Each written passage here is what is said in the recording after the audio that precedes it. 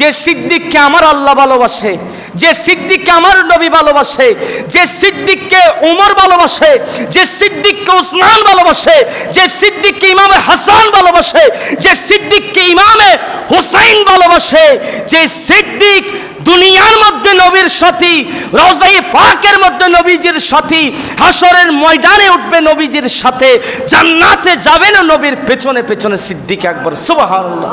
সিদ্দিক আকবর, আশেকে আকবর নবীকে এমন ভাবে ভালোবেসেছেন যে নবীজির দরবারে বসা, সাহাবায়ে কেরাম বসা, সিদ্দিক আকবর বসা, ফারুক আজম বসা, উসমান বসা, আলী বসা, সমস্ত সাহাবায়ে কেরাম বসা, এক একজন তাদের পছন্দনীয় আমলগুলো বলতে লাগলেন, ইয়া রাসূলুল্লাহ, আমার থেকে সবচেয়ে পছন্দনীয় আমল হচ্ছে শীতকালীন সময়ে গভীর রাতে ওযু করা। সুবহানাল্লাহ।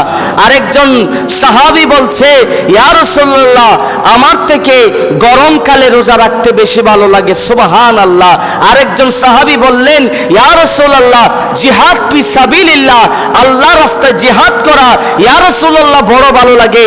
আরেকজন সাহাবী বললেন, ইয়া রাসূলুল্লাহ, মানুষকে খাবার খাওয়ানো আমার বড় পছন্দের। সিদ্দিক আকবর ওই মজলিসের মধ্যে বসা সিদ্দিক আকবর, আশেকে আকবর বললেন, ইয়া রাসূলুল্লাহ, আমার থেকে তিনটা জিনিস সবচেয়ে বেশি পছন্দনীয় আমল।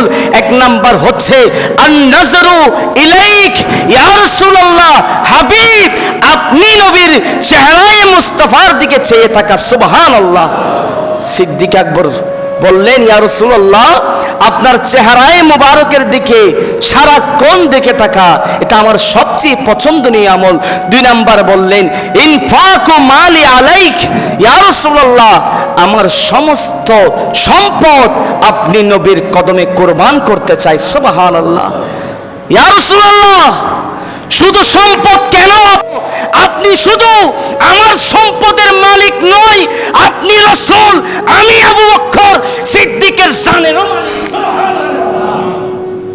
শুধু সম্পদের মালিক নয় বাবা, সম্পদের মালিক নয়।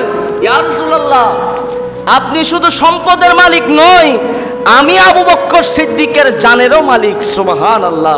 তিন নাম্বার বললেন, ওয়াল জুলুসু বাইনা ইয়াদাইক, ইয়া রাসূলুল্লাহ, সারাক্ষণ সময় আপনি নবীর কদমে বসে থাকা আমি সিদ্দিক আকবরের নিকট খুবই পছন্দনীয় আমল। সুবহানাল্লাহ। এক এক সাহাবী বললেন, ইয়া রাসূলুল্লাহ, আমার ইবাদত করতে ভালো লাগে, ওযু করতে ভালো লাগে, রোজা রাখতে ভালো লাগে, যাকাত দিতে ভালো লাগে, আমার থেকে অপরকে খাবার খাওয়ানো পছন্দনীয়। কিন্তু সিদ্দিক আকবর বললেন তো বললেন, নবীর কথাই বললেন। সুবহানাল্লাহ।